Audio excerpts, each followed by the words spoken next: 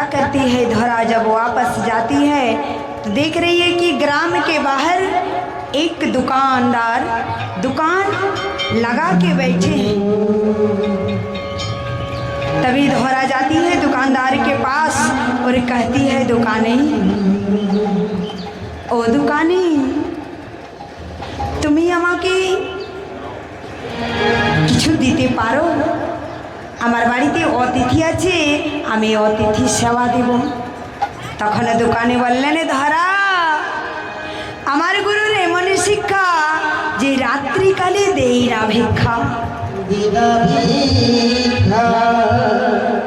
তখন ধরা ধরা কেঁদে কেঁদে চলে যাচ্ছে।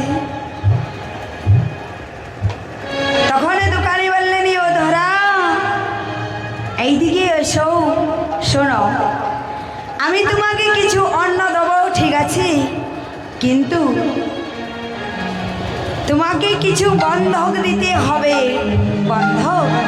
এগো আমার কাছে তো কিছু নয়, আমি কি দেব? আমার কাছে একটা ছিদ্র কাপড় আছে। বলেছে, ধরা, তোমার কাছে এমন অমূল্য রত্ন আছে যেই কারো কাছে নয়। অমূল্য রত্ন? শোনো, যদি তুমি আপন একখানা স্তন কেটে বন্ধক দিতে পারো,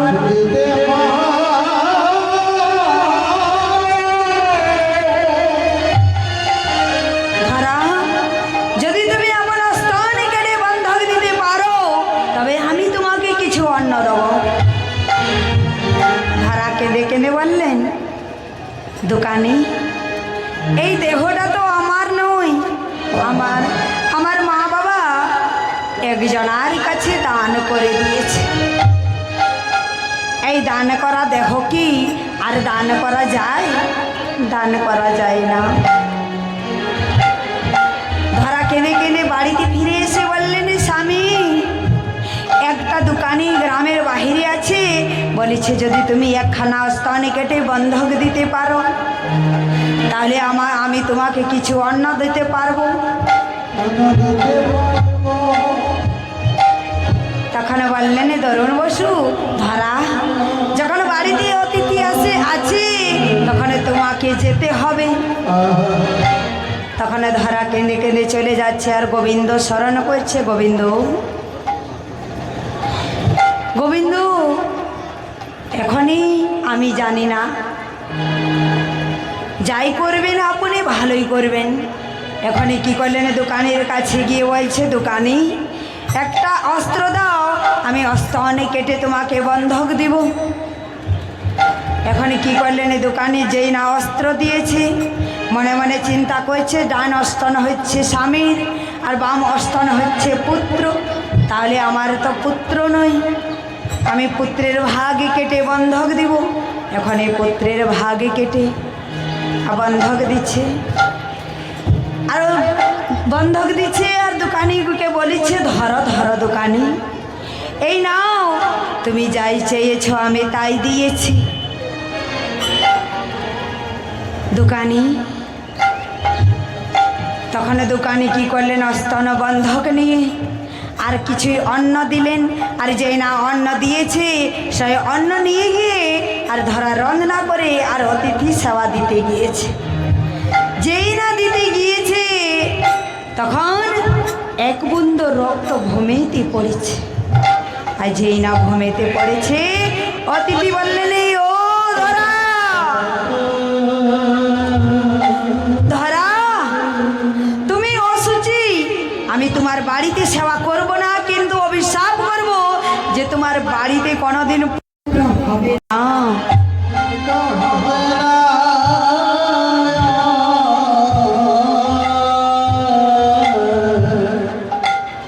যেই না এ কথা বলেছে তখন ধরা কাঁদছে আর দরুন বসু এসে বলেছে, হ্যাঁ গো, কি হয়েছে?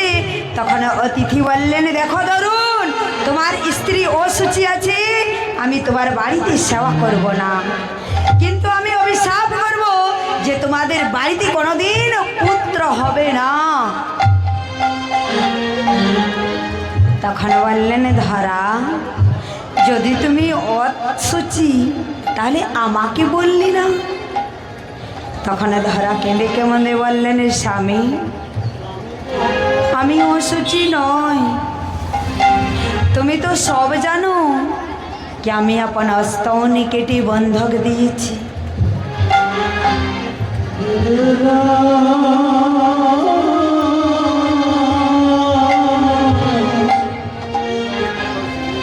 যেই না এই কথা শুনেছি তখন অতিথি বললেন, ধরা নিয়ে এসো, আমি সেবা করব।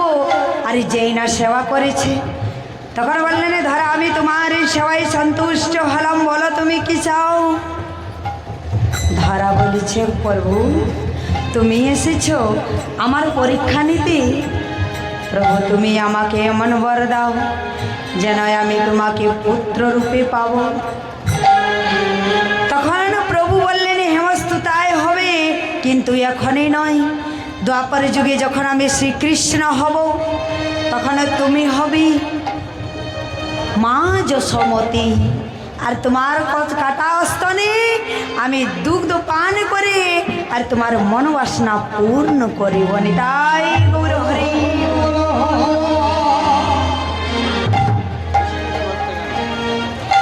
इसलिए कि भक्तगण देखिए, देवकी के गर्भ से कन्हैया जन्म अवश्य ली थी, लेकिन स्तनपान दूध पान देवकी का नहीं किया था, जाके मैया जशोमती का किए थे।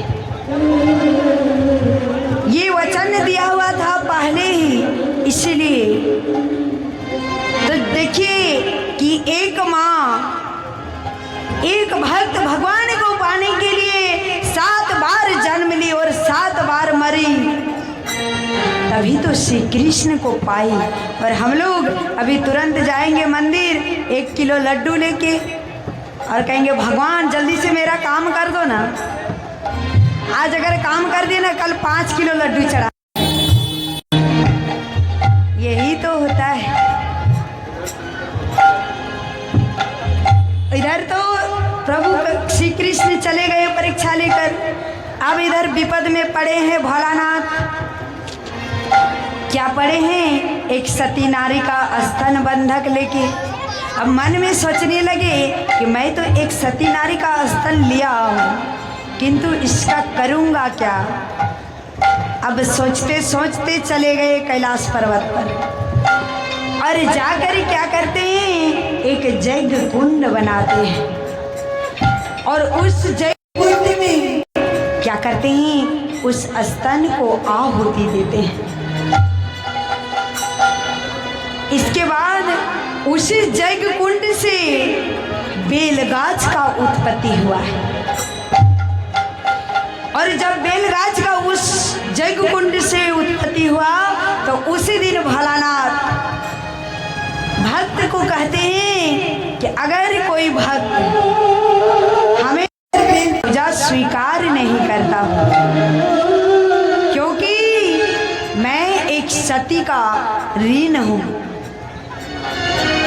तो उसी ऋण को शोध करने के लिए मैं जुग जुग तक, जब तक मेरा नाम रहेगा तब तक, जब तक भक्त बेलपत्र नहीं चढ़ाएंगे मैं उस पूजा को स्वीकार नहीं करूँगा।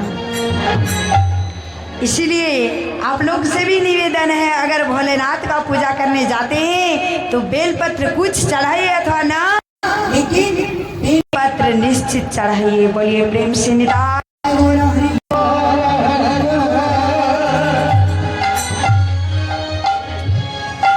তাই এখন বলেছে कानाई कानाई, जितनी भी माताएं बहनें वस्त्र दान की और कन्हैया आए थे वस्त्र प्रदान किए थे, उसी प्रकार जो भगवान के नाम में वस्त्र दान करते हैं उसको कभी भगवान वस्त्र का कमी नहीं करते। बोलिए प्रेम से निताय गौर हरि बोल।